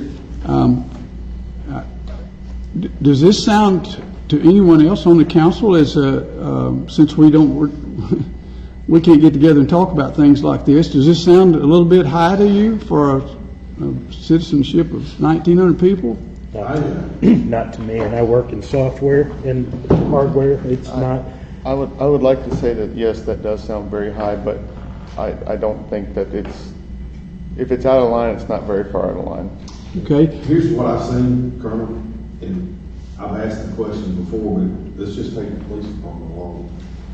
You get into what ACIC, NCIC, you've got, give me some other examples. Reporting of system, programs. Relativity game, a reporting system. All these different systems, and every one of them are expensive.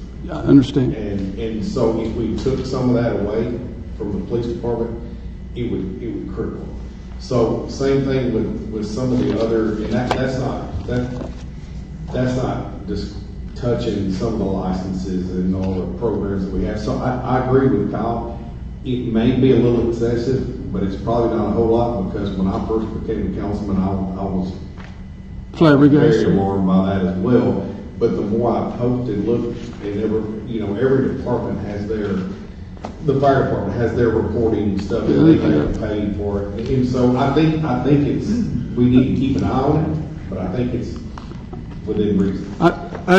The first thing that caught my eye, and Mr. Snyder, don't take me wrong here. I know you've earned every nickel that the city's paid you, but when I look at a sheet here, when I look at a expense and loss, or the books for the month or for the year, and I see that we've paid an individual X number of dollars, $7,800 what we paid Mr. Snyder here as software maintenance. And then it goes on to say that in the paragraph below, it says there's $400 payment that was added, and what steams my collar is it's charge of operations and maintenance, and that's clearly not operations and maintenance, that's IT. So if you don't have the time, as most of these gentlemen do that are on this council, don't have time to go in here and look and find out what's buried in this thing, you don't understand. So Mr. Snyder, I think it was about $13,000, wasn't it, your income you had 5,270, somewhere at 13,000. So that number right there is bogus, as far as I'm concerned. It was 12. 12. Okay, 12. Well, I don't remember when we added the 400. No. So there were 600 for website software and all that, but then we added the 400. But I don't remember what month that was in. And I'm not saying that you didn't earn every nickel of that. I'm just saying that our books stink when we can't look at that and see that, because that makes a guy like me look at it and say, wait a minute, this is not transparent. I agree with that. And who told you to put it in that operation maintenance? That was my decision. Okay. Because the website maintenance, the $600 per month is software and computer related. Yes, ma'am. However, the monthly communications coordinator is not software related. That's more like public relations. We don't have a line item for public relations, and so it went into operations and maintenance. I can, however, create an IT line item but that would encompass most of the computer software and maintenance. But that's something that we've eliminated. You can call it anything. I don't care if it's eliminated. But I'm saying what Chris is going to. I'm saying we're going to be digging. That's one of my things. I'm going to be looking at every time I see an operations maintenance. I'm going to be looking to see what's in there. I don't care if it's street or if it's the police department or if it's the fire department. I'm going to be looking in operation maintenance. I'll see what's stuck in there, because I know I've seen what's happened to that before, and we have to have, as small as this is, we have to have transparency. And I want to help. I want it to be right. I do too. Thank you. And I will help. I know you will. But now, those costs are going to eliminate. Yes. I agree with that, but however, when 100% agree with you, we tend to use the catch-all as O&E. But we need to start diagramming or dissecting that and maybe look and see what that is, because there's a lot of money goes into. Okay, this is going to be painful for just a few minutes, but I got to ask this. This Arkansas.gov email How many people do we have signed up on that? How many people actually use that? I think we got rid of most of it. Yeah, since Yeah, this we was got, built, we cut out since yeah, then. there's been several, that have been cut. It's the police department, our building, Jimmy, fire. It's basically everybody. At 20,000 least the department heads, like, say, the water department, it's only Raymond and Chris Miller. $20,000 a year for those people to use email. And it's optional. not just email, it's all. It's got Office security. 365, right? It's Office Yeah. 365, but it's also security that we need for our emails. Okay, now we're down to where you're saying now that we have to have that because of the security. Absolutely. Okay. 100%. $20,000 a year for that. That's from Let me also Little mention- Rock charges us Let me that. also mention something. The Police chief and Crystal We this past tried. year have gone and scrutinized and met with our supporters of that computer system, and have actually changed, and reduced those prices. So it may not be, just, It's not pretty. prevalent. That's what it is. Well, they charge per however many customers you, I mean, They were able to negotiate down a fee schedule for this. It doesn't show on that, but they work diligently trying to find ways to cut that cost. and you're gonna be, you're like the comptroller. Is that basically your function? And you watch this? One of. Okay, all right, excellent. And then you go through all kinds of software solutions. Relativity, I understand that one. Leads, you got that one. So there's 50,000 of it. There's 10 for the water for that other part of that. Immerse Impact, what is that? That's the water department. Tab in the city. Immerse Impact. Oh, okay. That's the Mayflower Waterworks website, or Immense Impact. So they have to have a website since we have the Arkansas.gov website? You have two? The Immense Impact, Raymond, do you remember what that is exactly that it does to the website? Is it part of the credit card receipts that we take to the water department? I can't remember exactly. And it's an annual subscription for water website hosting, and it includes the updates and support. Innodata's on here too, but that's just Yeah, I saw that's just like that's our license, our renewal, yearly renewal. All right, so if you guys are satisfied, I am too. But seems like a lot of money to me. It is. I agree. And I'm, for a small municipality, that seemed like 20,000 seems a lot for email. Software is expensive regardless of, it's kind of like when you start up a city, you have a minimal amount of things that you have to buy. Sure. And software, I probably have $20,000 worth of licenses at my job, me alone, and we have 100,000 employees. I think the point is with our pocketbook, maybe we should try to get by with the very minimum amount that we can. Well, I think you're scrutinizing. I think that's part of why we transferred my stuff over to Chris, because we're able to cut that out of that budget. Okay. Without impacting like the police. We don't need we don't need chief calling in and getting a background check and saying, sorry, your subscription's expired. You're going to have to roll the dice when you approach a track car. What is that say? I don't even know what it says per account per month. Not enough. Because we had to change a lot of people back, because when they dropped us to the lower license, they also took the 365. If you didn't access it online and it wasn't on your computer, then you couldn't use it. It had everybody locked out. I'm not trying to kill this, but you couldn't use it online. No, you could only use it online. Microsoft has It's cloud-based. they have a cloud-based only subscription. Yeah. So the one that they knocked it down to, you don't get a local install. Is that the way all software is done? No. Subscription based. No.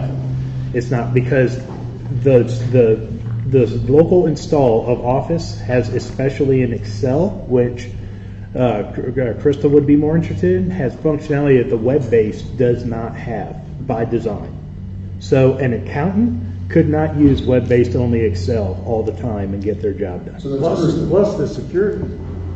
Yeah. If there's other security issues too, I mean, Microsoft does offer guarantees as far as security is concerned, like with OneDrive and cloud-based. But there are differences between cloud I'm just and local installs. spitballing here, and I'm tired of spitballing, but one license is $365, $200. Am I wrong? No, it's 58 and change per person per month.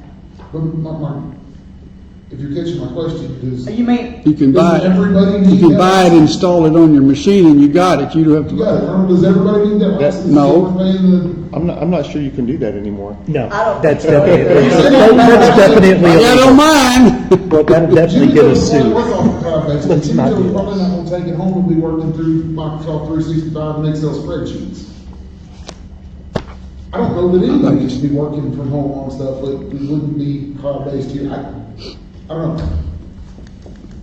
Just throwing it out. Just let's look at it. Let's keep an eye on it. That's something we've got to get. It's a lot to look at going forward. It's a moving All right. target. All right, we good? Good. All right, moving to the other one. City Attorney Report on Status, Resolution 2025-10, Special Audit. The special audit is underway. Legislative audit is, Crystal was giving us a statement from legislative audit that it's their engagement letter.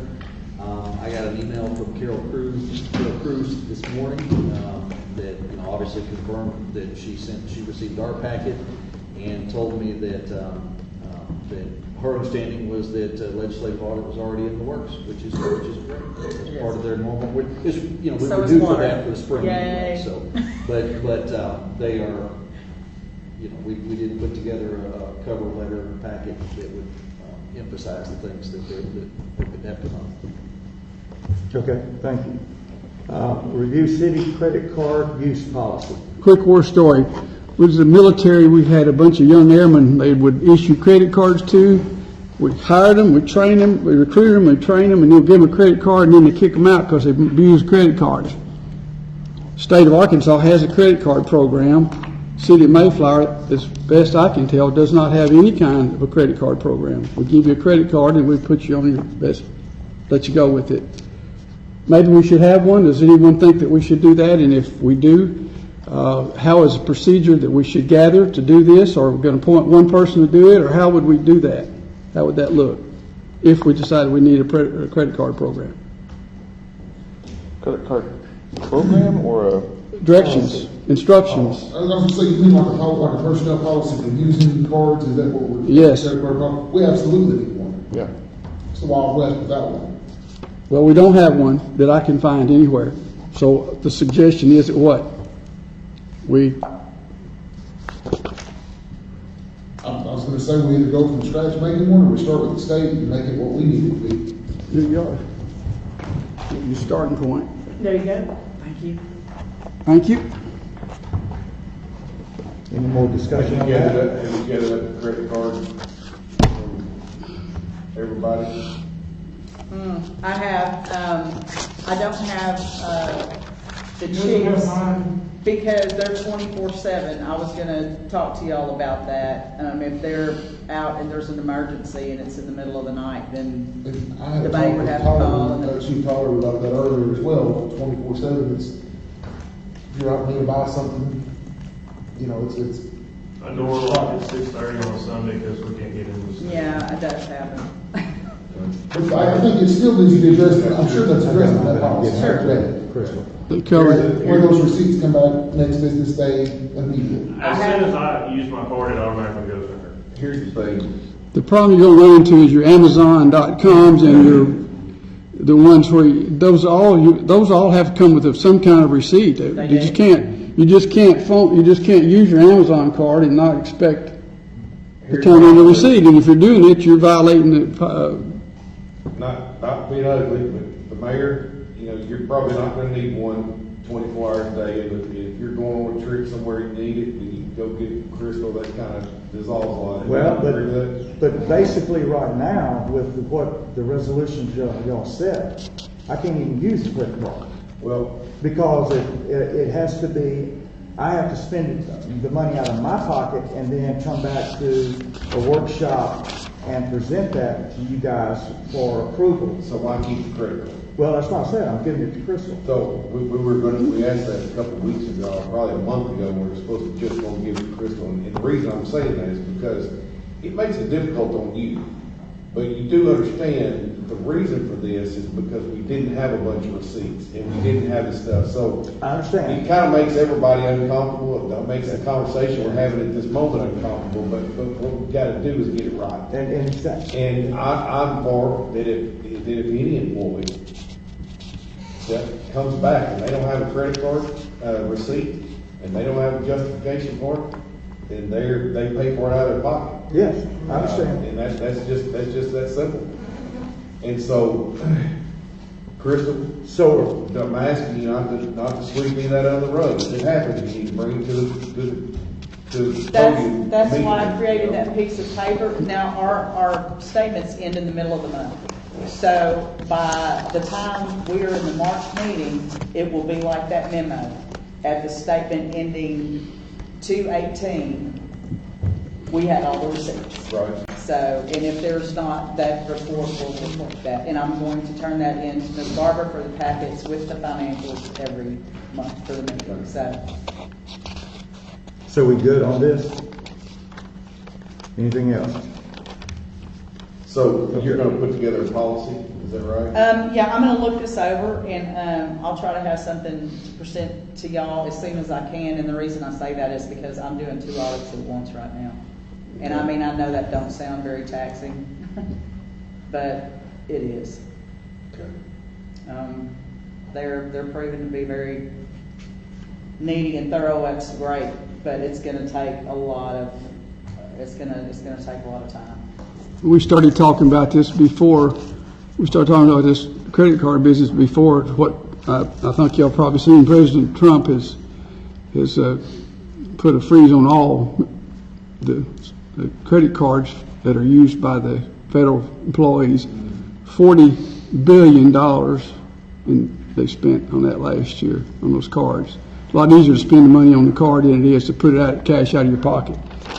I think that right now, with a few exceptions, we have a good credit card policy. They stay locked up in my cabinet, except for the ones who had their own, which was fire, police, and the. It's not the physical. Let me finish. Let me finish. All the other department heads, the card is in my office. When they need it, they come and get it. And they bring, like, they have to register for a conference or something. As soon as the card comes back 10 minutes later, I have the registration showing what they just purchased. Correct. And that's huge. Yeah, absolutely. But, Actually, at this point, it sounds like it's a practice that we don't have an actual policy on the books, but we can make a policy. yeah, I mean, it I think works. there's probably a lot of, this next item on here, it sounds like there's a whole lot of personnel policy items that need to come up in the short term, but. Okay. Moving on to number 13, March financial statement review. No, we skipped That one. meant February. We right? skipped one, sir, number 12. Oh, I'm sorry. Review city vehicle use policy. I'm sorry. All right. Fiscal year 2024. We have 24, I think we have 24 vehicles that city operates. We spent $120,000 on fuel. If you break that down, 15 miles a gallon and $75 for every 5,000 miles for an oil change, it comes out to 624,000 miles. That's 25 times around the world at the equator. Does that sound like a lot of mileage for the city vehicles? So I started looking at the vehicle usage here buy a vehicle, I'm not gonna give you the vehicle number, I'm just gonna take a look at it. This particular one bought most of the fuel outside of the city of Mayflower. Bought most of the fuel in Conway and Greenbrier. The individual drove the vehicle 4,595 miles in a 2-month period. That's from Jacksonville, Florida to Anchorage, Alaska, sir. What? From Jacksonville, Florida Oh, okay. to Anchorage, Alaska. That's a one-way trip. I'm sorry. 4,500 miles at a cost of $1,008.57. How can you drive a city vehicle 4,595 miles in 2 months? How can that happen? Is that a police car? Let's leave, let's just close, let's just move on to the next one. Let's don't name them, let's just think about this. This one is, another vehicle, the same time, November 16th to the December 12th. 3,244 miles, the cost of $771. 3,244 miles. It's a city vehicle. Here's another one. 1 month, 2,245 miles, $381. Here's another one for 2 months, 1,800 miles, $502 in fuel. Do we have a vehicle use policy for the city of Mayflower? Has anyone seen any kind of a? I don't think so. I couldn't find one. The state of Arkansas has got one, and it's really 40 pages long. There's a lot of people that screwed up a lot of stuff. Looks like over a period of time they had to correct. So it's 40-something pages long, and I'm gonna give this to you too. Let you take a look at it. I'm sure you'll be glad. Look at that. Be glad to look at it. Also, when I was reading this particular one, it says any individual that uses a city-owned vehicle for those cities that are big enough to allow their employees to drive the vehicles from home to work and back. That's a very expensive undertaking in a lot of cases, depending on where people live. But that's taxable income to those individuals. They have to report that. And if I'm not sure we're in violation of that federal statute, that IRS statute, that we're not reporting that for those who are carrying their vehicles home. It's not up to me to decide what we do about this, but I think you can probably cut your fuel costs by about $50,000. Dustin, can you verify that? Or is that an accounting function? I've never researched that. It's in but, I mean, that is. It's in this regulation. If there's I don't not believe that. I mean, that's a benefit that's provided by somebody else. Sounds reasonable. And I've never looked at it. If I may, I spent 10 years with a company-owned vehicle, and it was a taxable fringe benefit. And It's a fringe benefit to It's anybody. upon the person to report that to the IRS. It's not up to the employer or whoever issued that vehicle. It's a personal responsibility to document their personal miles and business miles and report those accordingly. So it's not something that Chris will have to keep track of. No. That'd be a good way to say it, yeah. The person receiving the income would be violating it, but I suppose we're supposed to be sending some sort of 10 form. That's right. 1099 would be some right. type of form. Yeah. Now, again, there's never been any kind of reporting from the employer side. It's always been up to the individual, and this is going 10 plus years with this, that it's up to me to track those miles and report that as a benefit. A benefit, exactly. That is considered a benefit to our employees, But not unearned income. 4,000 miles, I think I've narrowed it down to what person that is. And if that be the case, I how many, 4,000 miles, you say, in 2 months or 1 month? 2 months. 2 months, so 2,000 miles a month. That's And crossing. 4,000 4 square miles that lives around Greenbrier up there somewhere. That the budget was blown severely last year. And it sounds to me like probably somebody's using this vehicle as a personal vehicle. If that is something that we call a perk, then we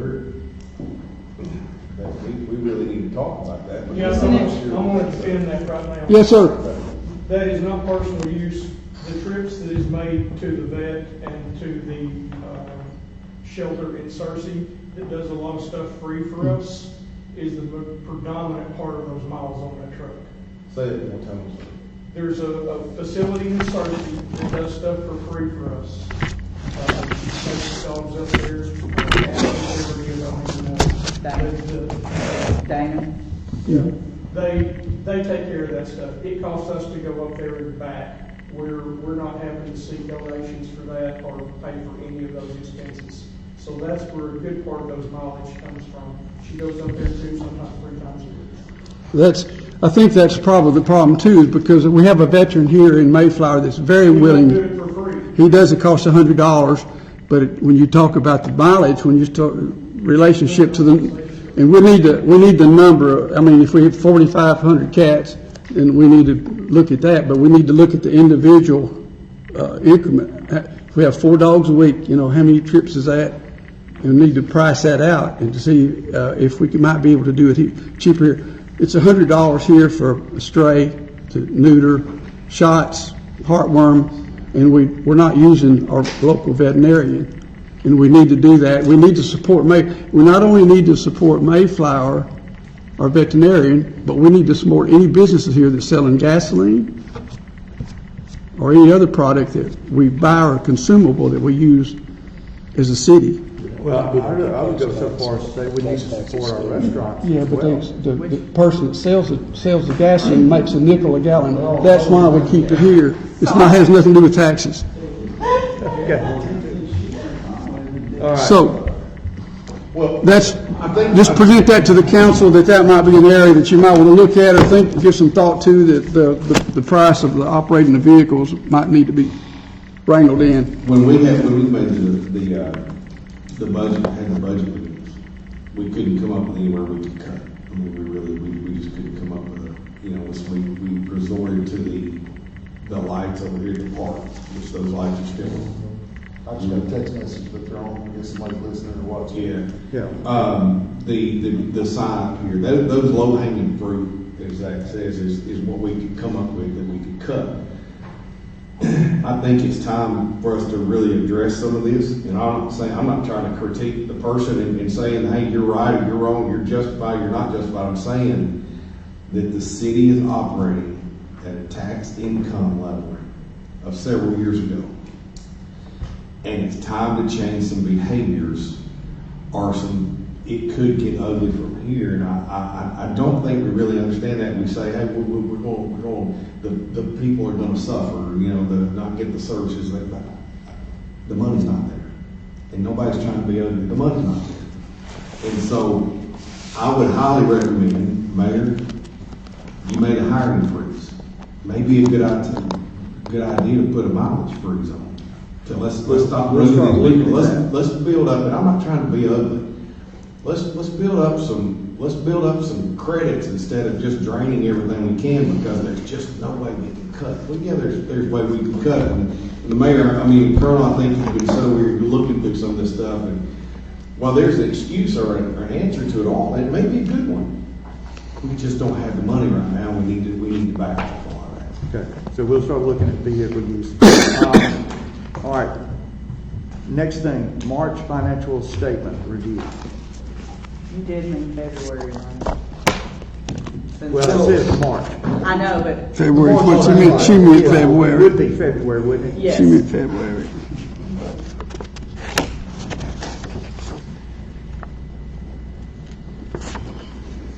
Yeah, when I got this the other day, I actually called Dale, I had a few questions, but they were resolved by Dale. I did have some questions about the accounting portion of it, so, Let me pull up my notes. Sorry.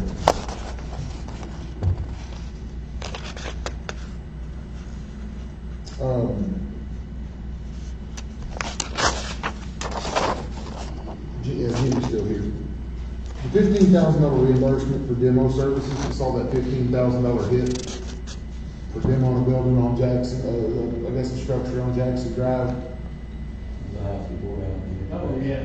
That was what y'all approved, though, right? To tear that down. Agreed. Yeah. Agreed. I'm just trying to get a grasp on what we actually approved and what's coming out budget-wise. So, I know that we kind of set an hourly rate to those liens. That you have to put a dollar amount on those liens, that should that property ever sell or whatever, Chris, correct me if I'm wrong, that we get reimbursed that money. And I also understand that those line items probably need to match in here, whether that was actually what the in-kind labor cost to do it or not. But I'm wondering if the money actually needed to, if the transfer actually needed to happen now for that $15,000 to be transferred out of wherever to street. So we were reimbursed. We actually got paid on that. I got paid on that one? Yes, sir. Okay, see, I didn't see when was that? They got a check over there. Yeah. So that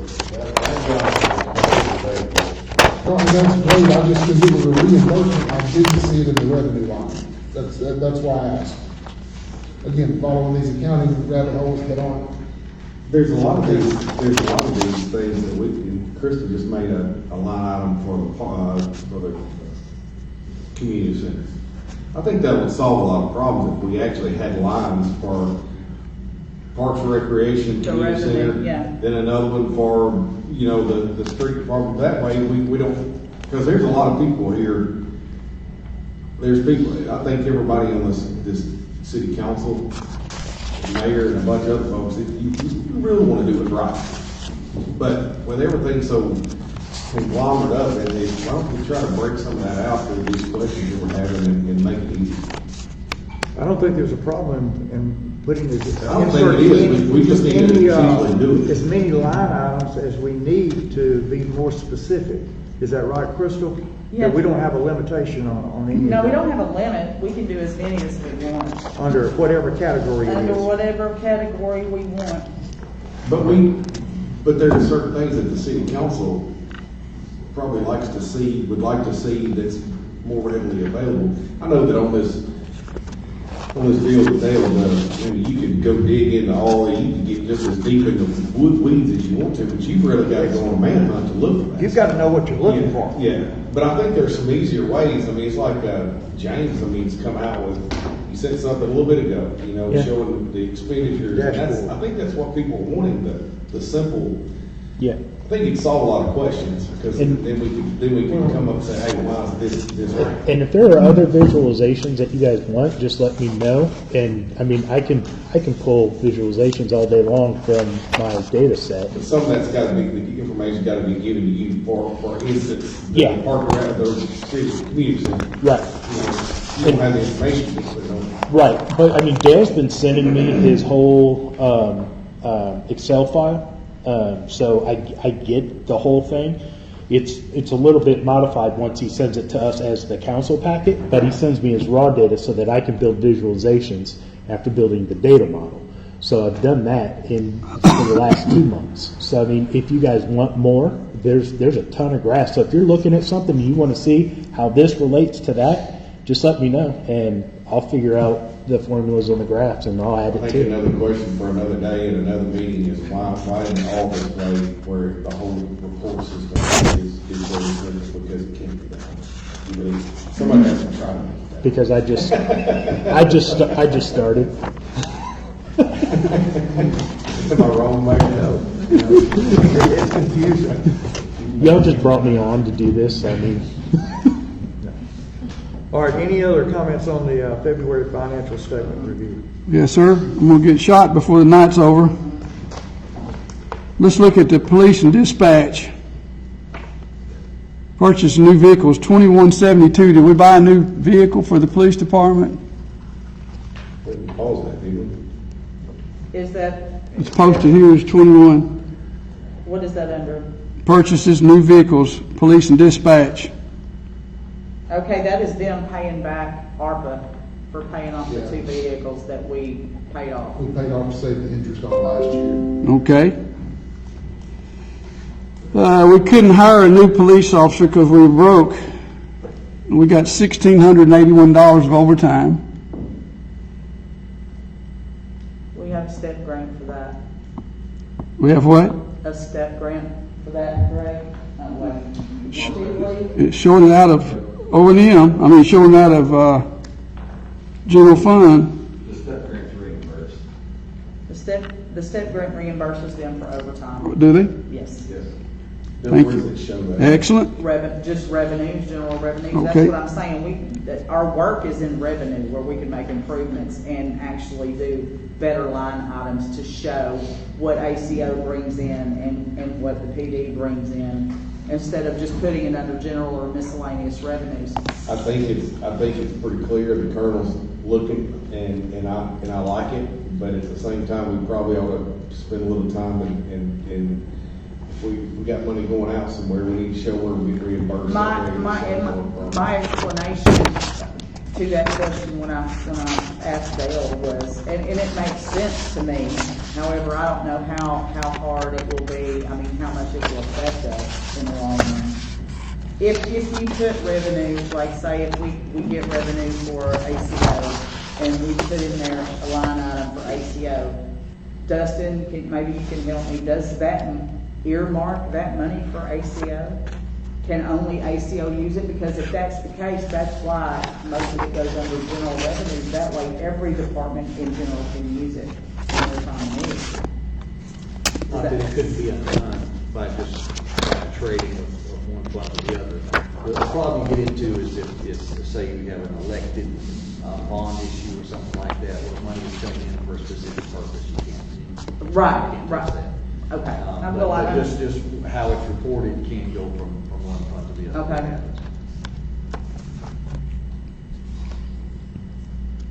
So I feel like it would be better to start at the very beginning and try to clarify the revenue line items. Start there by clarifying what ACO brings in every month and what these step grants bring in. That way, at least you can see what the step grant, what they paid for the police overtime. Okay. And it should zero out each other. They may not zero all the way, but it should be close. Yeah, they submit a request for payment, I guess, and then they get paid by the step grant. The way that it was explained to us was we have a budget. It's a federal grant. They set us a budget for the year. We can't go over that budget. Say it's in the 20,000s. If I work a lot. So if I work 12 hours today, or this Friday, per se, I'm coming in Friday and working overtime. When I work that 12 hours, Decker will report that into whatever agency. I think it's WordDog or something like that. They refund the zero amount every bit of it. That's how it was explained to us. Okay. It just doesn't reflect, so the council has trouble understanding. It's it. That it completely offsets it, because it doesn't go back into that line item. That's what the city councils want to see is, we see the expenditure, we're not seeing where the refund comes in, so the next question is, where's this money? Yeah. And then we find out it's a grant, okay, and there's a lot of that, it's not just the police department, it's all throughout the city, that we've had grants that we go ahead and pay the money out for, but we never show the grant money coming back in, so we don't know where it's at, so, okay, where's it at, so. Yeah, that's right. But it's not wrong, it's not that you gotta actually go through the line items, the transaction lines to find it. Yeah. I wish I had time to go through 20,000 lines a month, but I don't. Yeah. Okay. All right, any other, on the financial statement review? All right, next, last one, RFP. Chris, is it up in line? Yes, sir. That request for proposal?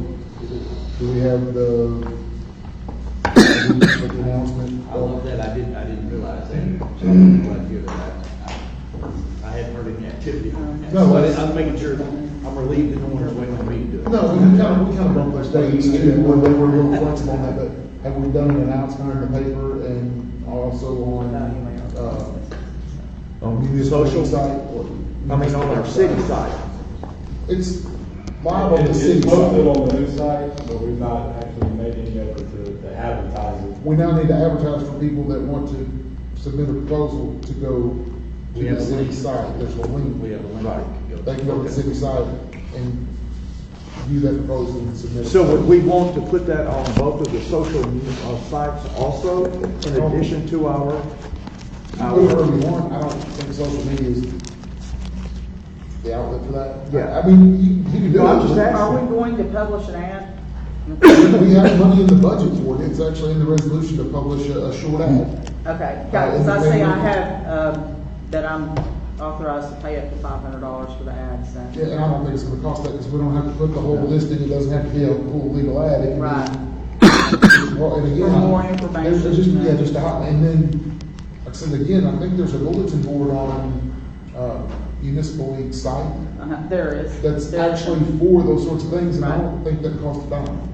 I could be wrong on that, I but can check on that tomorrow. you send that link in the blurb to municipal league, been here 3.5 hours, guys, too, that. And companies that are actually looking for that stuff, for municipalities, that's where they go to look. That would be the very best place to advertise.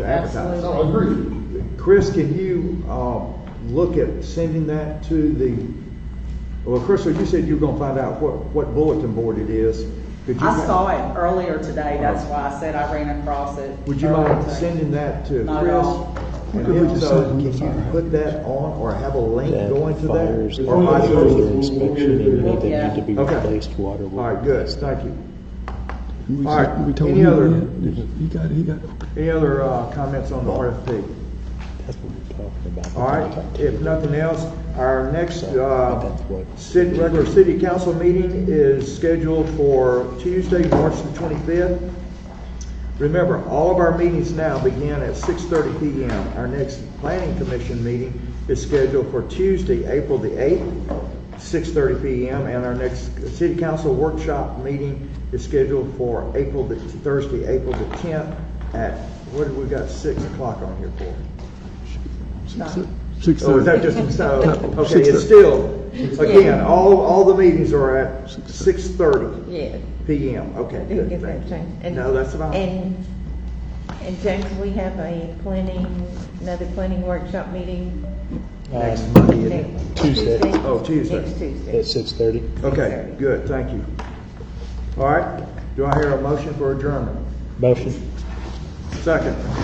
Well, hold on, Raymond, what do you need? He said second. Okay, Raymond, we'll take it, Raymond. No, he's not, Kyle. we're not losing No, to what- him anymore. I was gonna say, but it looked like you wanted to bring something. No. I just want to remind you. You've already had your opportunity. That is-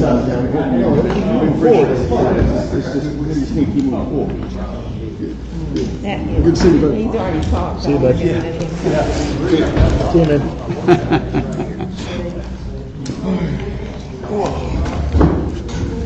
Have a good evening, sir. Everybody can listen.